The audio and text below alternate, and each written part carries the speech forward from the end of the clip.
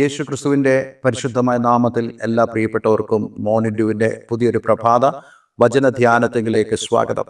കഴിഞ്ഞ ദിവസങ്ങളിൽ വളരെ അനുഗ്രഹിക്കപ്പെട്ട ആത്മീക വചനചിന്ത നമുക്ക് ചിന്തിപ്പാനും ധ്യാനിപ്പാനും തക്കോണം ദൈവം നമ്മെ സഹായിച്ചല്ലോ. ഉൽപ്പത്തി പുസ്തകം 17-ാം അധ്യായം അതിൻ്റെ 1 മുതലുള്ള വാക്യങ്ങളിൽ ദൈവം അബ്രഹാമിന് പ്രത്യക്ഷപ്പെട്ടു. തനിക്ക് 99 വയസ്സായപ്പോൾ 99 വയസ്സായപ്പോൾ എന്ന് പറയുമ്പോൾ തന്നെ നമ്മളൊരു കാര്യം മനസ്സിലാക്കണം. ദൈവം അബ്രഹാമിനെ വിളിച്ചത് 75-ാമത്തെ വയസ്സിലാണ്. അതിനുശേഷം ദൈവം 24 വർഷങ്ങൾക്ക് ശേഷം അബ്രഹാമിന് പ്രത്യക്ഷപ്പെടുക. ഇതിനോടകം 1-2 പ്രാവശ്യം അബ്രഹാമിന് ദൈവം പ്രത്യക്ഷപ്പെട്ട് കഴിഞ്ഞു. എന്നാൽ അവസാനമായി പ്രത്യക്ഷപ്പെട്ടതിന് ശേഷം 13 വർഷങ്ങൾക്ക് ശേഷമാണ് ദൈവം അബ്രഹാമിന് പ്രത്യക്ഷപ്പെടുന്നത്. ഞാൻ ഈ ഒരു കാര്യം ചിന്തിച്ചപ്പോൾ എനിക്ക് ഇങ്ങനെ ചിന്തിപ്പാൻ കഴിഞ്ഞു. അബ്രഹാമിനെ സംബന്ധിച്ചിടത്തോളം എത്രത്തോളം ടെൻഷനുള്ള ഒരു കാര്യത്തിലാണ് അബ്രഹാം ആയിരിക്കുന്നത്. പ്രത്യേകിച്ച് ദൈവം തനിക്ക് വാഗ്ദത്തങ്ങൾ കൊടുത്തു. വാഗ്ദത്തങ്ങളുടെ ആ ഒരു പ്രതീക്ഷ എന്ന് പറയുന്നത് എത്രത്തോളം വലുതാണെന്ന് നമ്മൾ മനസ്സിലാക്കണം. പ്രത്യേകിച്ച് സാമ്പത്തികമായ വിഷയങ്ങളിൽ അബ്രഹാമിന് വലിയ പ്രശ്നങ്ങളൊന്നുമില്ല. അവൻ വളരെ സമ്പന്നനായിരുന്നുവെന്ന് വിശുദ്ധ വേദോസം തന്നെ നമുക്ക് സാക്ഷ്യപ്പെടുത്തുന്നുണ്ട്. പക്ഷേ അബ്രഹാമിനെ സംബന്ധിച്ചിടത്തോളം തനിക്ക് ഏറ്റവും പ്രധാനപ്പെട്ട ഒരു കാര്യമായിരുന്നു സ്പിരിച്വൽ ബ്ലെസ്സിങ്സ്, ആത്മീയമായ അനുഗ്രഹം എന്ന് പറയുന്നത്. നമ്മൾ സാധാരണയായിട്ട് അബ്രഹാമിനെ കുറിച്ച് ചിന്തിക്കുമ്പോൾ ഒരു മകന് വേണ്ടി ആഗ്രഹിക്കുന്ന ഒരു പിതാവ് എന്ന നിലയിലാണ് പലപ്പോഴും നമ്മൾ പ്രഥമ ദൃഷ്ടിയ അബ്രഹാമിനെ വിലയിരുത്തുന്നത്. പക്ഷേ അബ്രഹാമിനെ കുറിച്ച് നന്നായി പഠിച്ചാൽ നമുക്കൊരു കാര്യം ബോധ്യപ്പെടും. ജീവനുള്ള ദൈവത്തെ കണ്ടവനായ അബ്രഹാം, ആ ദൈവത്തെ ശരിയായി മനസ്സിലാക്കിയതായ അബ്രഹാം, ദൈവത്തിൻ്റെ സ്നേഹിതൻ എന്ന് വിളിക്കപ്പെട്ട അബ്രഹാം ദൈവത്തെ പൂർണ്ണമായും മനസ്സിലാക്കുവാൻ കഴിഞ്ഞതായ ഒരു വ്യക്തിയായിരുന്നു. അതുകൊണ്ട് തന്നെ ഈ ഭൂമിയിലെ കാര്യങ്ങളിലല്ലായിരുന്നു അബ്രഹാമിൻ്റെ പ്രധാനപ്പെട്ട ശ്രദ്ധ.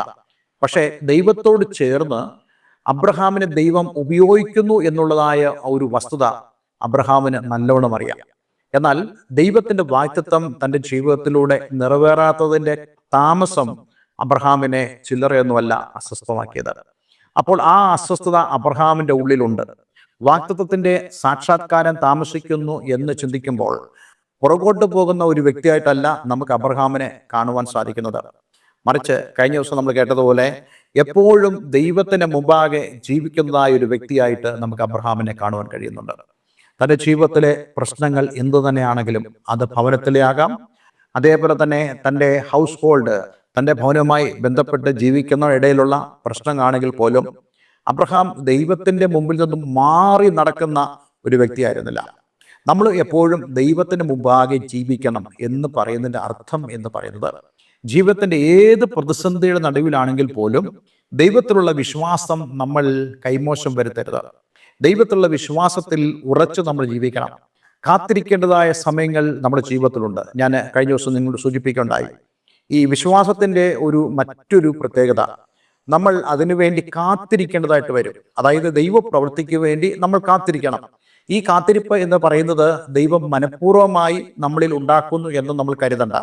മറിച്ച് അത് അതിൻ്റെ ഒരു സ്വാഭാവികതയാണ്. അതായത് ഈ സ്വാഭാവികതയിൽ ദൈവം നമ്മെ ഒരുക്കിയെടുക്കുന്നു എന്നുള്ളതാണ് ആ സ്വാഭാവികത കൊണ്ട് ദൈവം ഉദ്ദേശിക്കുന്നത്. അബ്രഹാമിൻ്റെ ജീവിതത്തിലും അങ്ങനെയുള്ള ചില ഒരുക്കപ്പെടലുകൾ ഉണ്ടായിരുന്നു എന്ന് നമുക്ക് കാണുവാൻ കഴിയുന്നുണ്ട്. അങ്ങനെ 99 വയസ്സായപ്പോൾ ദൈവം അബ്രഹാമിന് പ്രത്യക്ഷനായി. ഈ 2 കാര്യങ്ങൾ ഇവിടെ നമ്മൾ ശ്രദ്ധിക്കാനുണ്ട്. ഒന്ന്, ദൈവത്തിൻ്റെ പ്രത്യക്ഷത ആദ്യം സംഭവിക്കുന്നു.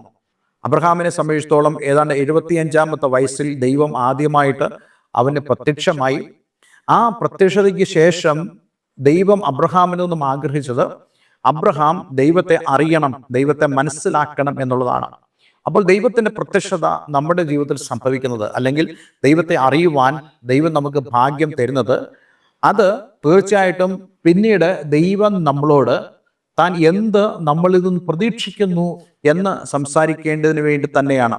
അബ്രഹാമിനോട് അതുതന്നെയാണ് ദൈവം ഇവിടെ സംസാരിക്കുന്നത്. നോക്കൂ, ആദ്യം പ്രത്യക്ഷത സംഭവിക്കുന്നു. രണ്ടാമതായിട്ട് ദൈവം അബ്രഹാമിനോട് പറയുന്നു, നീ എന്നെ മനസ്സിലാക്കണം.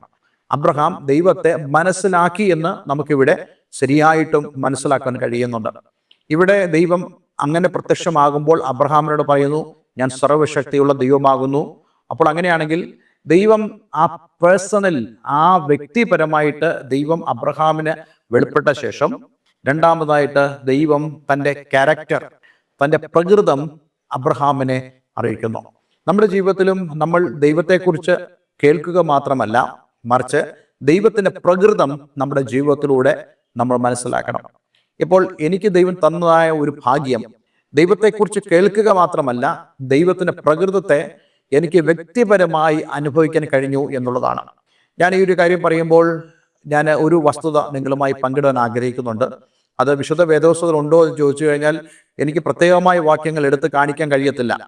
പക്ഷേ ഞാൻ നിങ്ങളോട് പറയാം, ഓരോരുത്തരും വ്യക്തിപരമായി ദൈവത്തെ അറിയുന്നതാണ് അവരെ സംബന്ധിച്ചിടത്തോളം ദൈവത്തിൻ്റെ പ്രകൃതി അവർക്ക് മനസ്സിലാക്കാനും അതേപോലെ തന്നെ അതിനനുസരിച്ച് അവർക്ക് ജീവിപ്പാനും കഴിയുന്നത്. ഇപ്പോൾ വേറൊരാളുടെ ജീവിതത്തിൻ്റെ അനുഭവം, ആ വ്യക്തിക്ക് ദൈവം എങ്ങനെയാണ് വെളിപ്പെട്ടത്, ആ വ്യക്തിക്ക് എങ്ങനെയാണ് ദൈവത്തിൻ്റെ പ്രകൃതം മനസ്സിലാക്കിയത്, അതിനടിസ്ഥാനത്തിലാണ് ആ വ്യക്തി അദ്ദേഹത്തിൻ്റെ അനുഭവങ്ങൾ പറയുന്നത്. ഉദാഹരണത്തിന് ഞാൻ ഇന്നും ഓർക്കുന്നു, എൻ്റെ ചെറുപ്പകാലത്ത് തന്നെ ഞാൻ വായിച്ചതായ ഒരു പുസ്തകമാണ് അത്ഭുതങ്ങൾ താക്കോൽ എന്നുള്ള അതേ പോൾ യോങ്കിച്ചോയെ കുറിച്ചുള്ള പുസ്തകം. ആ പുസ്തകത്തിൽ വളരെ പ്രധാനപ്പെട്ടതായ ചില കാര്യങ്ങൾ പോൾ യോങ്കിച്ചോ പറയുന്നതായിട്ട് ഞാൻ വായിച്ചിട്ടുണ്ട്. അദ്ദേഹം ഒരു വിഷൻ കണ്ടു, താൻ ഒരു ദർശനം പ്രാപിച്ചു. അങ്ങനെ താൻ തൻ്റെ സഭയ്ക്ക് വേണ്ടതായ, തൻ്റെ വീടിന് വേണ്ടതായ കാര്യങ്ങളൊക്കെ ഗർഭം ധരിക്കുന്നത് പോലെ വിശ്വാസത്താൽ അവനത് പ്രാപിച്ചിട്ട് ഏതാണ്ട് 9 മാസങ്ങൾ കഴിഞ്ഞ ശേഷം അതെല്ലാം തൻ്റെ ജീവിതത്തിന് മുമ്പാകെ വെളിപ്പെട്ടു വന്നു, അതെല്ലാം സാക്ഷാത്കരിച്ചു എന്ന് യോങ്കിച്ചോ പറയുന്നുണ്ട്. ഇത് യോങ്കിച്ചോയുടെ ഒരു അനുഭവമാണ്, ഒരു പ്രകൃതമാണ്. എന്നതുകൊണ്ട് ഞാൻ മനസ്സിലാക്കുന്ന ദൈവിക പ്രകൃതം ആണെന്ന് അത് നിർബന്ധമില്ല. അത് എങ്ങനെയാണെന്ന് ചോദിച്ചു കഴിഞ്ഞാൽ, അദ്ദേഹത്തിന് ദൈവത്തോട് എങ്ങനെയാണോ വ്യക്തിപരമായി ബന്ധമുണ്ടായിരുന്നത്, അതിൻ്റെ അടിസ്ഥാനത്തിലാണ് അദ്ദേഹത്തിന് ദൈവത്തിൻ്റെ പ്രകൃതത്തെ മനസ്സിലാക്കാൻ കഴിഞ്ഞത്. നമ്മൾ ഓരോരുത്തരെയും മനസ്സിലാക്കുന്നത് വ്യത്യസ്തമായിട്ടല്ലേ? ഇപ്പോൾ എൻ്റെ ഭാര്യയോ അല്ലെങ്കിൽ എൻ്റെ മക്കളോ മനസ്സിലാക്കുന്ന പോലല്ല എൻ്റെ കേൾവിക്കാരായ നിങ്ങൾ എന്നെ മനസ്സിലാക്കുന്നത്. നമ്മൾ ഓരോരുത്തരും അങ്ങനെ തന്നെയല്ലേ? ഒരാൾ കാണുന്നത് പോലെയല്ല വേറൊരാൾ കാണുന്നത്. അങ്ങനെ എല്ലാവരെയും കാണുന്നതിലൊക്കെ വളരെ വ്യത്യാസമുണ്ട്. അത് നമ്മൾ എങ്ങനെ ആ വ്യക്തിയോട് ഇടപെടുന്നു, ആ വ്യക്തിയെക്കുറിച്ചുള്ള നമ്മുടെ പ്രജുഡ്യൂസ്, മുൻവിധി എന്താണ്, അതെല്ലാമാണ് ആ വ്യക്തിയെക്കുറിച്ചുള്ള നമുക്ക് അറിയാനുള്ള ഒരു പ്രകൃതത്തിൽ വരുന്നതായ വ്യത്യാസം എന്ന് പറയുന്നത്. അതേപോലെ തന്നെയാണ് ദൈവത്തോടുള്ള ബന്ധത്തിലും. നമുക്ക് ദൈവത്തോടുള്ള ബന്ധത്തിൽ നമുക്ക് മനസ്സിലാക്കാൻ കഴിയുന്നതായ ദൈവത്തിന് പ്രകൃതമുണ്ട്. ആ പ്രകൃതം ഇവിടെ ദൈവം അബ്രഹാമിന് വെളിപ്പെടുത്തുമ്പോൾ അബ്രഹാമിന് അത് ബോധ്യമാകുവാൻ ഇടയായിത്തീരുന്നു. അബ്രഹാമിനോട് ദൈവം പറയുന്നു, ഞാൻ സർവശക്തിയുള്ള ദൈവമാകുന്നു. എന്നാൽ അടുത്തതായിട്ട് ദൈവം പറയാൻ പോകുന്ന കാര്യമാണ് നമ്മൾ ഇന്ന് പ്രധാനമായി ചിന്തിക്കുന്നത്. നോക്കൂ, നീ എൻ്റെ മുമ്പാകെ നടന്ന് നിഷ്കളങ്കനായിരിക്കാം. അടുത്ത ഭാഗം നമ്മൾ അടുത്ത ദിവസം എടുക്കുന്നതാണ്. നീ എൻ്റെ മുമ്പാകെ നടന്ന് നിഷ്കളങ്കനായിരിക്കാം. എന്താണ് ഇതിൻ്റെ അർത്ഥം? അതായത് ദൈവം അബ്രഹാമിനോട് പറയുന്നു, യെസ്, ഞാൻ നിനക്ക് പ്രത്യക്ഷനായി. നോക്കൂ, ഞാൻ എൻ്റെ പ്രകൃതത്തെ നിന്നോട് അറിയിക്കുന്നു. പക്ഷേ I am expecting something from you. ഞാൻ നിന്നിൽ നിന്ന് ചിലത് പ്രതീക്ഷിക്കുന്നു. വളരെ പ്രധാനപ്പെട്ട കാര്യങ്ങൾ പ്രതീക്ഷിക്കുന്നു.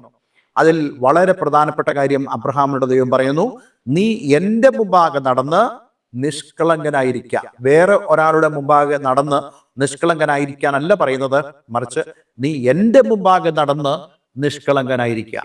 നമ്മൾ സാധാരണയായിട്ട് ഇങ്ങനെയുള്ള വചനങ്ങൾ കേൾക്കുമ്പോൾ നമ്മൾ പലപ്പോഴും നടക്കുന്നത് അല്ലെങ്കിൽ ജീവിക്കുന്നത്, നമ്മുടെ ജീവിതം ലോകത്തിലായിരിക്കാം, നമ്മുടെ ജീവിതം നമ്മുടെ സുഹൃത്തുക്കളുടെ ഇടയിലായിരിക്കാം, നമ്മുടെ ജീവിതം നമ്മുടെ കുടുംബത്തിലായിരിക്കാം. പക്ഷേ നമ്മൾ കുടുംബത്തിലായിരിക്കുമ്പോഴും ഈ ലോകത്തിലായിരിക്കുമ്പോഴും that should be before the lord. അത് ദൈവത്തിന് മുമ്പാകെ ആയിരിക്കണം. എന്ന് പറഞ്ഞാൽ നമ്മൾ എവിടെയാണെങ്കിലും ദൈവത്തിൻ്റെ ആ വിസിബിലിറ്റി ഉള്ള ഏരിയയിൽ നമ്മളായിരിക്കണം എന്നുള്ളതാണ് അതിൻ്റെ അർത്ഥം. നോക്കൂ, ദൈവത്തിൻ്റെ ദൃഷ്ടി എല്ലായിടത്തും ചെല്ലുന്നുണ്ടല്ലോ, തീർച്ചയായിട്ടും ചെല്ലുന്നുണ്ട്. പക്ഷേ ഞാൻ നിങ്ങളോട് പറയുന്നതിൻ്റെ പ്രധാനപ്പെട്ട കാര്യം, ഏതൊരു ബന്ധമാണെങ്കിലും ദൈവവചനത്തിന് അനുസൃതമായ ബന്ധം ആയിരിക്കണം. ആ ബന്ധത്തിൽ നമ്മൾ ജീവിക്കുമ്പോഴാണ് നമുക്ക് പറയാൻ കഴിയുന്നത് നമ്മൾ ദൈവം മുമ്പാകെ ജീവിക്കുന്നു എന്നുള്ളതാണ്. നോക്കൂ, നിങ്ങൾക്ക് ഒരു വ്യക്തിയോട് ഒരു ബന്ധമുണ്ട്. ആ ബന്ധം ദൈവഹിത പ്രകാരമല്ലെങ്കിൽ you are not walking before the lord. നിങ്ങൾ ദൈവം മുമ്പാകെ അല്ല നടക്കുന്നത്. അപ്പോൾ ദൈവം അബ്രഹാമിൽ നിന്നും ആവശ്യപ്പെടുന്നത് എന്താണ്?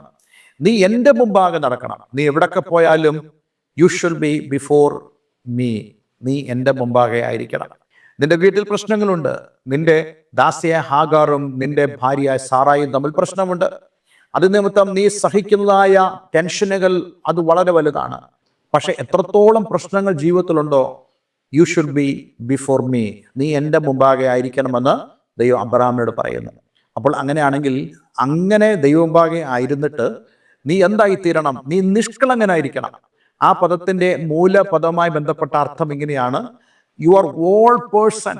നിന്റെ മുഴുവൻ വ്യക്തിത്വവും അതെ നീ എനിക്ക് സമർപ്പിക്കണമെന്ന് ദൈവം അബ്രഹാമിനോട് പറയുന്നു.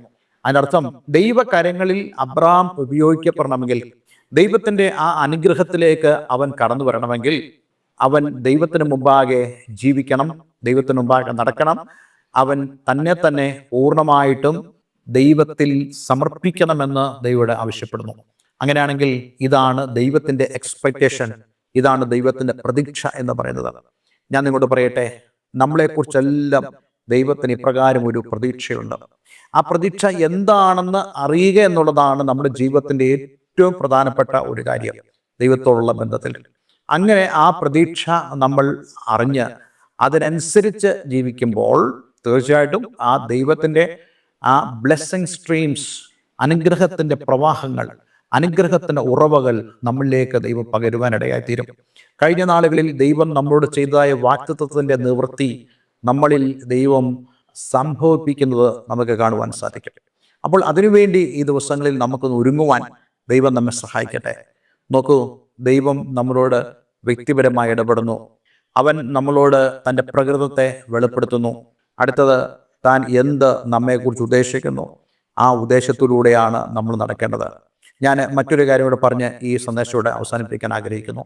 നമ്മൾ അപ്രകാരം പോകുവാൻ കഴിയാത്തതായ രീതിയിലുള്ള ഒരവസ്ഥയിലാണെങ്കിൽ തീർച്ചയായിട്ടും ദൈവത്തിൻ്റെ ആത്മാവ് നമ്മെ സഹായിക്കും.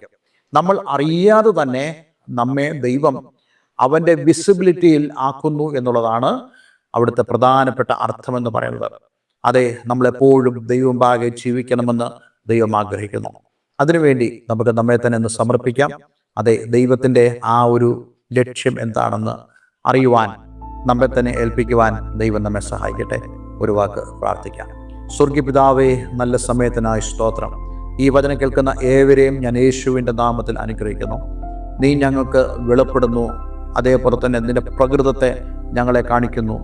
ഏറ്റവും പ്രധാനമായി അങ്ങ് ഞങ്ങളെക്കുറിച്ച് എന്താണ് ആഗ്രഹിക്കുന്നത് എന്ന് ഞങ്ങൾക്ക് വെളിപ്പെടുവാൻ, മനസ്സിലാക്കുവാൻ, അതിനനുസരിച്ച് ജീവിപ്പാൻ ഞങ്ങളേവരെയും അങ്ങ് സഹായിക്കണമേ. ഈ വചനം കേട്ട ഏവരെയും ഞാൻ യേശുവിൻ്റെ നാമത്തിൽ അനുഗ്രഹിക്കുന്നു. പ്രാർത്ഥന കേട്ടതിന് നന്ദി. യേശു ക്രിസ്തുവിൻ നാമത്തിൽ തന്നെ. ആമേൻ, ആമേൻ. ഇന്നത്തെ വചന ശുശ്രൂഷ നിങ്ങളുടെ ജീവിതത്തിൽ വളരെ അനുഗ്രഹപ്രദമായി തീർന്നു എന്ന് ഞാൻ വിശ്വസിക്കുന്നു. ദയവായി ഈ സ്ക്രീനിൽ കാണുന്ന ഫോൺ നമ്പറുകളെ ഞങ്ങളെ വിളിക്കുക. നിങ്ങളുടെ പ്രാർത്ഥന വിഷയങ്ങൾ ഞങ്ങളെ അറിയിക്കുക. ആത്മീയമായ കൂട്ടായ്മയ്ക്ക് താല്പര്യമുണ്ടെങ്കിൽ അതിനും ഞങ്ങളെ വിളിക്കാവുന്നതാണ്. എല്ലാവരും ദൈവം അനുഗ്രഹിക്കട്ടെ. Have A nice day. God bless you all.